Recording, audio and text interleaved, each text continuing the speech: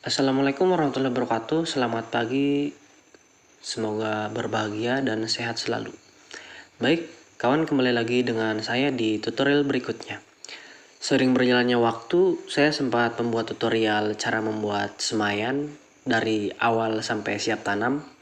Kali ini saya hanya akan menyambung tutorial dari apa yang sebelumnya saya buat. Di video yang ini,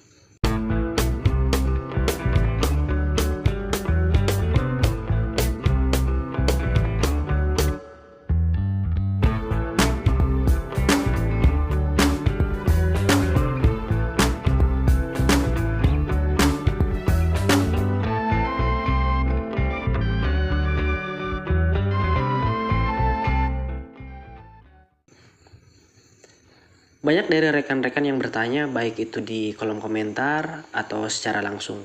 Mungkin ada pertanyaan dari rekan-rekan seperti di kolom komentar ini. Nah, kali ini saya akan membahas tutorial membuat media semai yang baik versi petani cabai itu sendiri.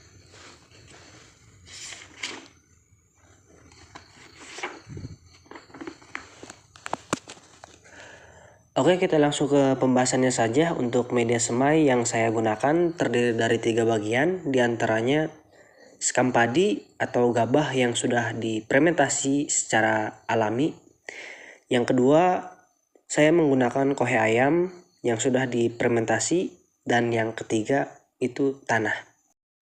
Untuk perbandingannya, tanah 10 kilo, sekam padi atau sekam biasa juga bisa, itu 8 kilo, dan untuk kohe ayamnya kurang lebih 4 kilo sampai 5 kilo. Usahakan sebelum memasukkan media semai ke tray semai itu sendiri, tanahnya itu disaring, semuanya itu disaring.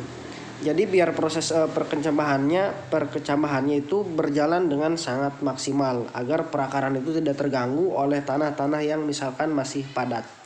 Jadi usahakan ketika menaruh media semai dan setelah seperti ini, jadi ketika si benih kita taruh di tray semai, perkecambahannya itu lebih cepat. Jadi paling lambat itu 8 hari sudah berkecambah. Nah, setelah kita selesai melakukan proses di tahapan ini, kita tinggal membasahi si media semainya itu sendiri. Dan ketika sudah dibasahi, maka akan dilakukan penanaman benih kepada tiap lubang. Untuk satu lubangnya saya di sini pakai 1, bisa juga pakai 2 ya. Saya tidak merekomendasikan untuk teman-teman memakai atau menggunakan satu lubang tray semai itu sekitar 3 benih. Saya tidak merekomendasikan, hanya bisa merekomendasikan di batas 2. Itu pun kalau penanamannya mau ganda gitu. Jadi setelah tahapan atau proses ini selesai, kita tinggal basahi media semainya agar nantinya untuk penyerapan si benih dia lebih cepat.